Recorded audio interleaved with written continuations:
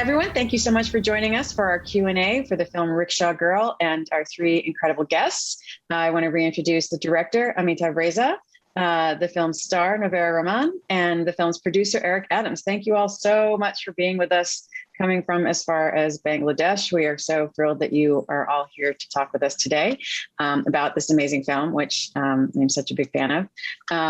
So just to start off, this film, of course, was based on a young adult novel by local Bay Area author Mitali Perkins. And I'm just wondering, maybe to start, Eric and Amitabh, how did this book come to each of you as a potential film project? Who kicked this off? Absolutely. Thank you. Yes, Mitali and I both teach at the Big Sur Writers Workshop.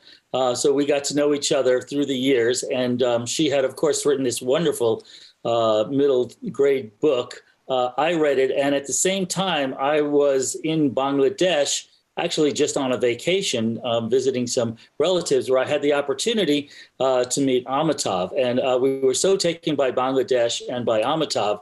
My wife and I, Kathleen, who's an associate producer on the film, we said, let's see if we can make this work, bring this book to Amitabh and see if he would care to direct it. We begged him, and we had to wait till he finished his first feature film, which is fantastic. And then we got going with the film, and so we're very excited. Yeah, thank you so much for asking me. Actually, what happened one day, I was actually on the post-production of my first feature-length film, Aina Baji, and I met Rick in one of my friends' place, which is Mimi and Tarek Sujat, who's a great friend of ours. And over there, actually, Rick told the story to everyone. There are many other filmmakers there. And I was just overheard the story, and it was quite excited, but it meant that I was going to make the film. Next day morning, Eric actually came to my office suddenly and wants to meet me. And I said, okay, you come. And he came to me and he said that he wants to make this film, and he wants me to direct this film. Then I said, okay, I have to finish my first feature-length film. It's 2016. And then I will do something on this film. But what struck me in this whole story is in Bangladesh there's a new thing in Rickshaw, which is a rickshaw painting. That is the most important thing. There's a new form of art, and I believe these things nobody knows that rickshaw is just a vehicle as this is, but it has kind of art. It's kind of aesthetic. Sometimes a kind of a vocabulary of our absolutely folk street art kind of thing. It's moving street art, and it's actually gone now. It's finished, and all rickshaw painters actually not available now because they don't have, because all our print is now, the graphics is coming, the computerized things coming, so everybody printed. The rickshaw painters, they have gone. The whole generation has gone. There's only maximum 2 or 3 rickshaw painter alive now is working. And nobody did actually work the rickshaw painting. That this whole form of art has gone. So that I really struck me. And I want to make a film about rickshaw paintings and life of one rickshaw painters. And that's why my adaptation from the Mitali Perkins story was I want to take these things and make it on a form of rickshaw painting. The whole story, it should look like a rickshaw painting. And rickshaw painting has a very specific thing. They have a strong colors. They have a very they have a symmetric composition of everything. Like one peacock is one side, same peacock is one other side. That's the same kind of thing. And they have they use there's a very long history of rickshaw painting, all things. That's why it started. Then it's long journey, and I really appreciate that Eric was very adamant. He wants to make this film. Sometimes I always say that it's very difficult. It'll take him some time. And I also came to San Francisco. We worked together out on script, then come back to Dhaka and work again. It's a long story after that. Yeah, that's amazing. Thank you for all that background on the painters. That's really, really fascinating to hear. And we can get onto that in a little bit. I just want to check in also with Novera on how you got connected to this project and how you connected with Naima as a character. Hi, thank you. I actually read the book when I was younger myself. I read it in a British Council library. So when I first heard about the film, I was like, whoa, it was really exciting to begin with. But then the whole auditioning process was really extensive and, I think they ended up auditioning a ton of people before they brought me in.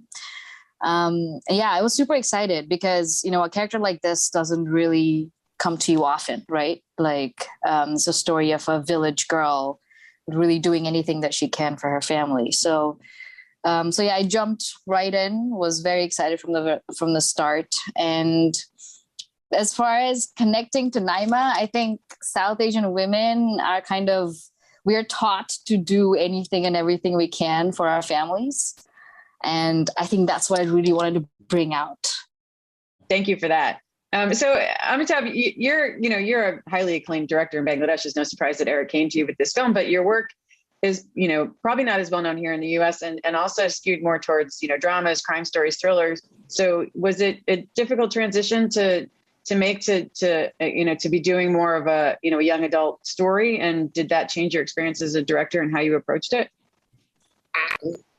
No, actually, this is my space, actually. I'm not a crime thriller person. I'm a very social drama person. And whatever short films I have done in televisions or in OTA online platforms is basically on that zone. I mean, that is actually my zone. I made Annabelle, which is kind of a thriller kind of thing, but that it is not I am very fond of. That is not what I enjoy. I enjoyed a very social drama story. I love to tell stories about human. And I'm not a person of actions. I'm not a person of any kind of dark stories and everything. I always wanted to tell a story which related to human feelings. And that is my space. And this is actually my space and this story.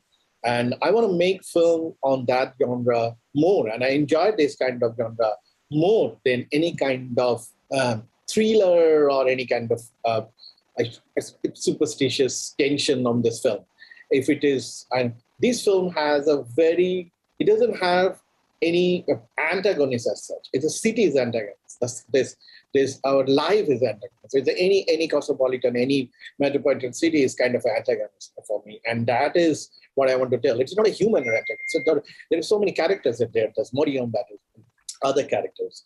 But her situation actually make whole city is very antagonist. The city is very ugly sometimes, and sometimes it's beautiful. And for me, I love Dhaka city. And this is a city I always, I want to leave. I don't want to go anywhere except Dhaka city. And that's why the rickshaws and everything are very, very, very close to my space. And that's why I want to tell this rickshaw polar story. I want to tell that this worker and the street peoples, those stories. And they're a very happy person. They're very content. Naima is very content. Naima is not a person she has something. She's very content herself. She has her own world. She make her own painting, and she's very content on that colors. That's why when she go inside the pond, and that's her from everywhere the color comes inside in the river. That's actually pond. And then when this color comes, it is her world, and that's why at the end she actually traveled to that place, and that is I believe all the rickshaw painters, and I should mention. One name in this here, all the painting, what he's saying, it's painted by Sulaiman, and he is just a rickshaw painter. He's very whimsical person, very difficult to get him. He doesn't want anything, sometimes money, but it's whatever money he did. And he was very, he's really artist. He's really a great artist. I mean, he actually painted all the painting, whatever he's saying. And that is Solomon, and that person actually the hero for me on the whole film. Yeah, that was going to be my question: was who was responsible for all of that painting? And so, how did you find him? I know you said that there are very few rickshaw painters left. Did you know of him when you started making the film, or?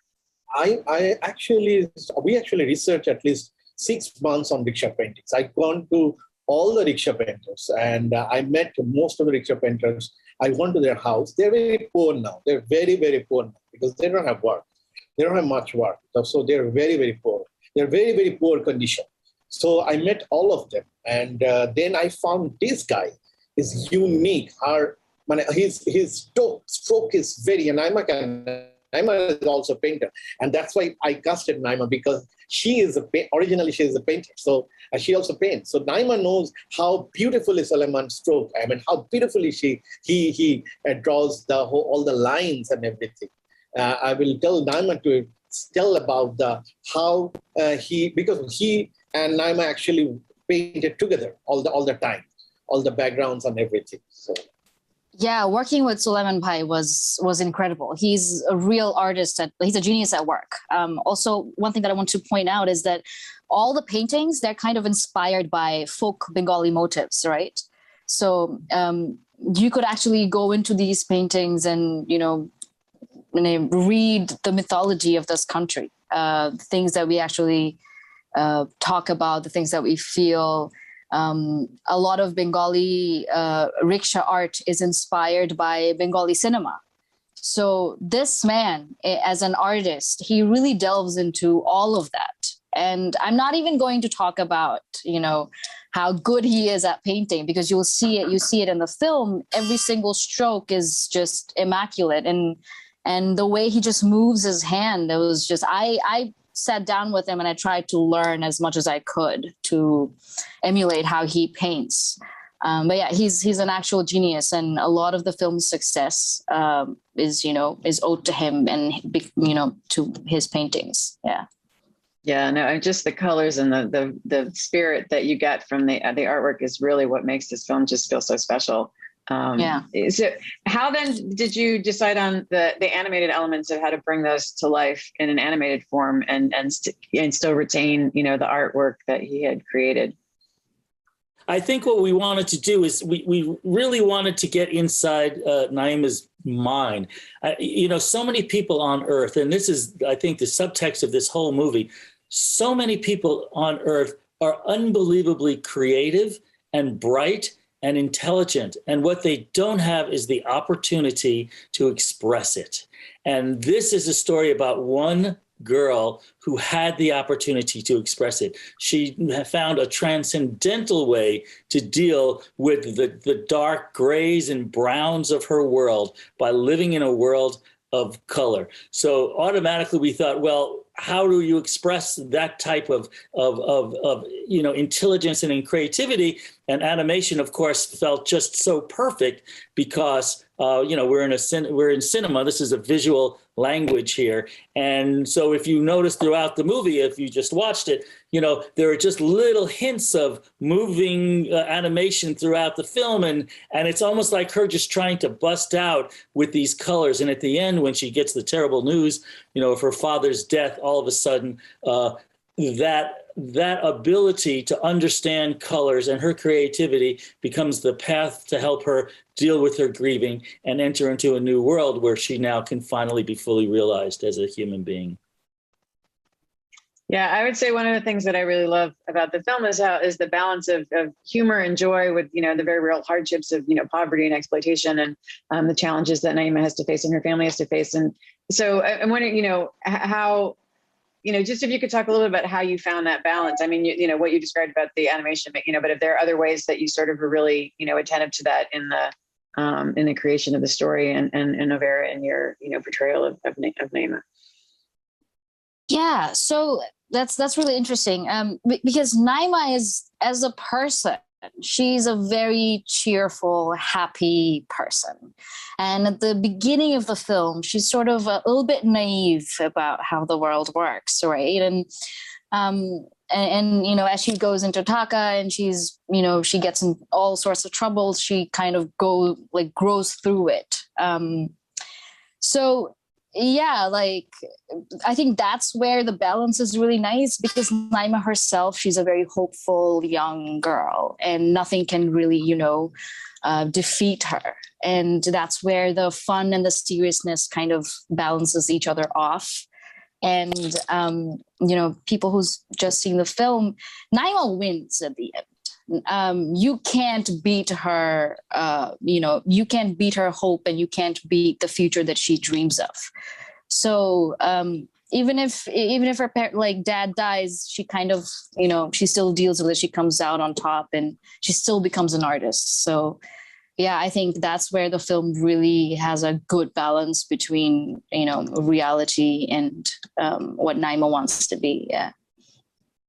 Yeah, well, I thought it was also really interesting. Just she ends up out and with these street kids, and what would in most films would seem like this just really perilous, dangerous, scary situation, and you sense that, but you see she's just so taken with the concept of being free that's like more important than anything else. It was such a different feeling, and like you said, like her whole spirit just completely shined through. I mean, obviously, your performance did a lot of that, but that was just really, and also just the way. The way you sort of centered her, that beaming look on her face of just that sense of the freedom in her hair, of the wind in her, it just, because the other thing is the film deals obviously with some very real gender dynamics in Bengali culture and the significant challenges for women to be independent, in charge of their own destinies. Are you hoping for this film to be sort of a feminist tale, and are the gender dynamics that are featured in it still accurate to how Bengali society functions today? I think Bangladesh, actually, that image what we have of the genders, it's very different and original. If you see the data, the 52% women are working. They're not working. They're economic agent, actually. And even the agriculture sector, the 52% women in agriculture actually work. Our women are very much they really work. And when it is that they're originally in Bangladesh, with that geopolitically and culturally, and because it's an agricultural country, it is basically a very feminist country as such. And on the top of that, all this fundamentalism, sometimes all this new urban syndrome of the political fundamentalism sometimes comes. But originally, in heart, in Bengali, girls are very dynamic, and that is very common. I mean, if you go to the village and everywhere, all the girls are working on field and everything, and their women are very active. And it's true that in Dhaka city, there is not much rickshaw pullers, women, and that is true. That is the city life syndrome. But in village, people are very normal. I mean, everyone works there still now. And I believe in Dhaka city, we got one person, 2% actually, Shumi Appa. I met one girl, and Shumi actually rickshaw puller, and she is very dynamic. So we met her, and we brought Naima to her, and she was very dynamic. The one girl also already we got, and now we got many other girls. Couple of women girls are working. So for me, if you put this film as a feminist point of view, it is not actually. It is actually Bangladesh. If you feel like it's a very feminist angle, that is Bangladesh actually. So Bangladesh is like that. Our women are like that. Maybe the urban, some kind of image is hegemony is different, but I believe in Bangladesh originally we are our mothers, our village women, they are very dynamic. They're very feminist. I would also add that, just having visited Dhaka and Bangladesh so many times over the course of making this film, first of all, the Prime Minister of Bangladesh is a woman. You see police persons. You see judges and lawyers and accountants and all women in many high positions, teachers. And I know the literacy rate in Bangladesh is extremely high. It's above 90%, I believe. And most of the times in the city, when you're walking around, you don't see women in any sort of headdress or face covering. Of course, there are some, but you get the feeling that this is a very more liberal society than some other Muslim countries around the world. And it was just heartfelt to see that as I spent time there. Yeah, this movie is like really timely as well, because women in our country, they work as guards, they work as delivery women now. So we're everywhere. So I think, sure, I believe it's a feminist film, of course, but it's also a true representation of what women are like and how women are working in this country. Yeah. So we're almost out of time. So but one last question. Are there particular audiences that you hope to reach with the film, and what kind of impact do you hope that it has? And particularly, I would think maybe on young people and students who are also watching the film in our education program, and what you'd like them to take away from it. Absolutely. I think, for all of us, I hope I can speak with all of us, we see this film as a film of hope, of following your dreams, working hard, creating the reality that you want to create. I know for a lot of young people, there are certain ages, particularly those middle grade ages, where there are a lot of questions about who I am and what am I to become and what world do I live in. And we just hope that Naima's journey is an inspiration for kids all over the world to create their own journey and find their own colors. I just want to add these things that art expression doesn't need any kind of institutionalized or structure, anything that actually inside you. And it's a kind of a craft, kind of a things that you have to create your own world and go beyond your thought and express yourself. And whatever you express, whatever you're feeling, that will create the structure and will create the form. And that is my idea of making Rickshaw Girl. I think what they said is perfect, perfectly summarizes the film and what we were hoping to do. For me personally, obviously, I want this film. I want South Asian women to watch this film and be inspired. And, I want people to not be limited by their gender stereotypes that the society has placed on them, and to go above and beyond to just do what they want to do and have fun. Yeah. Well, I thank you all for a really beautiful film and for sharing it with our audiences. It's been a pleasure talking to all of you. Thank you so much. Thank you very much, Joanne. Thanks for having us. And thanks for everyone who took the time to watch the film.